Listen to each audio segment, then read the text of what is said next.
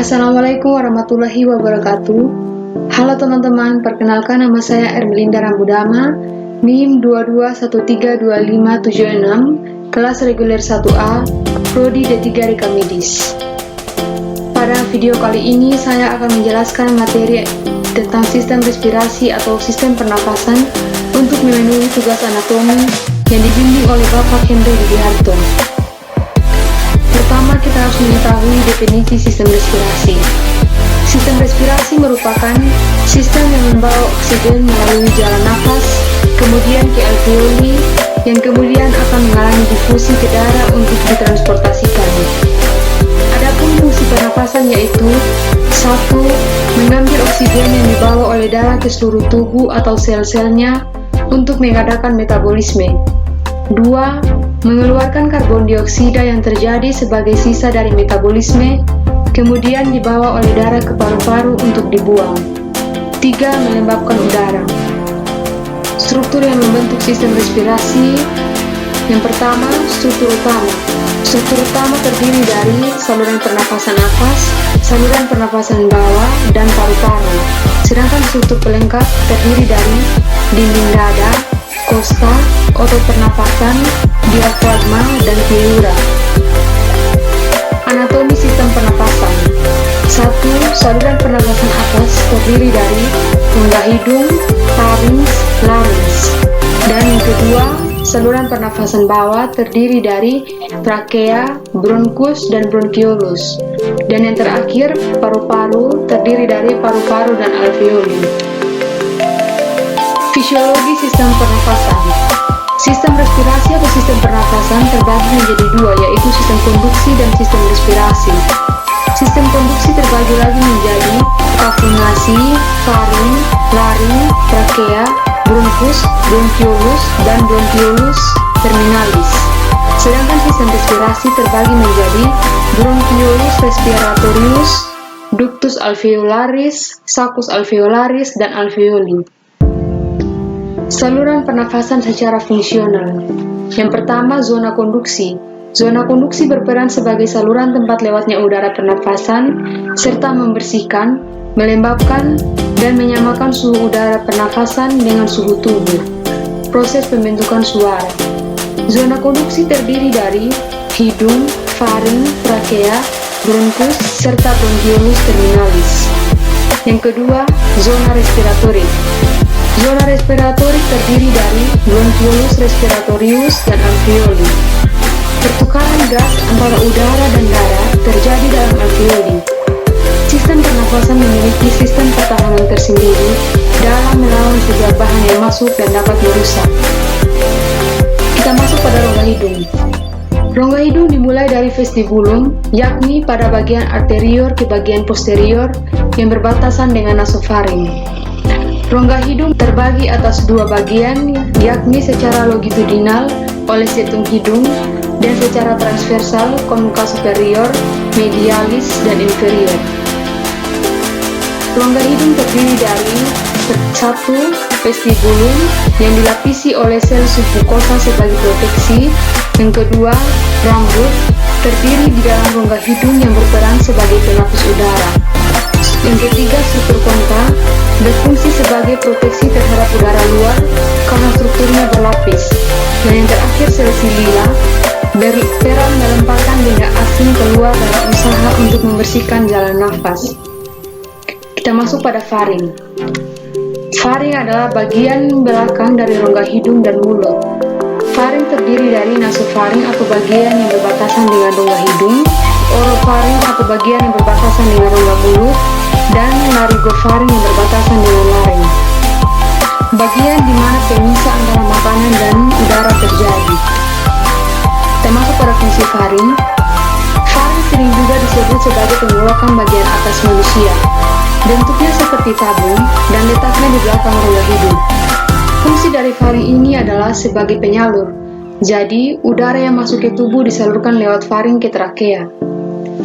Fungsi utama faring adalah sebagai saluran alat pencernaan yang dibawa makanan dari rongga mulut hingga ke esofagus. Hubungan faring dengan rongga hidung dan laring ini membuat faring menjadi cukup penting dalam memproduksi suara. serta memungkinkan manusia untuk bernafas menggunakan mulut, serta jika diperlukan secara medis memasukkan makanan melalui hidung. Kita masuk pada laring. Laring adalah bagian dari sistem pernafasan. Organ ini menghubungkan trakea atau saluran udara dan tenggorokan. Selain memiliki peran penting dalam menghasilkan suara, laring juga berfungsi mencegah makanan dan minuman masuk ke saluran pernafasan. Di bawah tulang krikoid, biasanya dilakukan tindakan tracheostomi yang bertujuan untuk mengurangi dead space dan mempermudah penghisapan sekresi. Fungsi laring. Laring mampu melindungi saluran pernafasan dari masuknya benda asing yang dapat membahayakan saluran pernafasan. Di bagian pangkal laring, terdapat epiglotis yang berfungsi sebagai kapu pangkal tenggorokan. Fungsi dari kapu pangkal tenggorokan yakni membuka dan menutup trakea. Lapisan muskosa bersilia laring bermanfaat untuk menghilangkan partikel asing serta untuk menghangatkan dan melembabkan udara yang dihirup. Pada saat makan, bagian belakang lidah yang bergabung ke puncak laring mendorong ke atas, memaksa epiglotis untuk menutupi glotis, mencegah makanan atau benda asing masuk. Kita masuk pada trakea. Trakea adalah organ pernafasan manusia berbentuk tabung besar. Trakea termasuk berada di saluran pernafasan bagian bawah bersama dengan paru-paru, bronkus, bronkiolus, dan alveolus. Cincin tulang rawan yang tidak lengkap berbentuk U, panjangnya 10-20 cm, dibentuk oleh 20 lapis kartilogo yang berbentuk huruf C dan berakhir ketika berjabang dua parina. Bagian yang tidak berkartilogo disebut trakea membranosa, berada di posterior. Pada ketinggian vertebrata thoracalis 4, trakea bercabang dua di karina menjadi bronkus utama kanan dan kiri. Di atas tempat masuknya bronkus utama, kedua kartilogo bertemu membentuk cincin sempurna, tidak hanya C, melainkan O. Kita masuk pada bronkus. Bronkus merupakan cabang batang tenggorokan atau trakea yang terbagi menjadi dua bagian, yaitu bronkus kanan dan bronkus kiri. Fungsi utama bronkus adalah menyediakan jalan bagi udara yang masuk dan keluar paru-paru. Bronkus yang ke arah kiri lebih panjang, sempit, dan mendatar daripada yang arah kanan. Bronkus kanan akan bercabang menjadi 3 bronkiolus, sedangkan bronkus kiri bercabang menjadi 2 bronkiolus. Lanjutan dari bronkus, dinding bronkus terdiri dari 3 lapis, yaitu jaringan ikat, otot polos, dan jaringan epitel. Seperti pada trakea, perbedaannya adalah bahwa dinding trakea jauh lebih tebal dan dinding tulang rawan pada bronkus tidak berbentuk lingkar sempurna. Struktur lapisan mukosa bronkus sama dengan trakea, hanya tulang rawan bronkus bentuknya tidak teratur dan pada bagian bronkus yang lebih besar, dinding tulang rawannya melingkar lumen dan sempurna.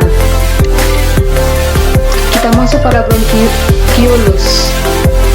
Bronkiolus adalah pencabangan kecil-kecil dari bronkus. Sel-sel epitel bersila pada bronkiolus berubah menjadi sisik epitel. Pada bronkiolus ini sudah tidak terdapat dinding tulang rawan. Bronkiolus akan berakhir pada alveolus. Masuk pada paru-paru. Paru-paru terdiri dari dua bagian, yaitu paru-paru kanan yang terdiri atas 3 lobus dan 3 segmen, paru-paru kiri yang terdiri atas 2 lobus dan 8 segmen. Paru-paru dibungkus oleh 2 selaput yang tipis yang disebut pleura. Selaput bagian dalam yang langsung menyelaputi paru-paru disebut pleura dalam, dan selaput yang meliputi rongga dada yang bersebelahan dengan tulang rusuk disebut pleura luar. Di antara selaput tersebut dengan paru-paru terdapat cairan limfa yang berfungsi untuk melindungi paru-paru dari gesekan pada waktu mengembang dan menyempis. Yang terakhir, alveolus. Di dalam paru-paru terdapat kantong udara sebagai tempat difusi gas, yaitu alveolus. Permukaan alveolus melengkapi kapiler darah sehingga memungkinkan terjadinya difusi gas. Alveolus merupakan saluran dari sistem pernapasan. Alveolus berupa gelembung udara. Pada bagian alveolus ini, terjadi pertukaran oksigen dari udara bebas ke sel-sel darah dan karbon dioksida darah ke udara bebas. Pertukaran ini terjadi secara difusi yang berhubungan dengan kapiler-kapiler darah. Pada paru-paru terdapat kurang lebih 300 juta alveolus. Ini adalah gambar paru-paru dan alveolus. Di sini adalah paru-paru kiri dan kanan, dan di sini adalah paru-paru kiri. Alveolusnya berada di sini. Sekian penjelasan dari saya. Jangan lupa like, komen, dan subscribe.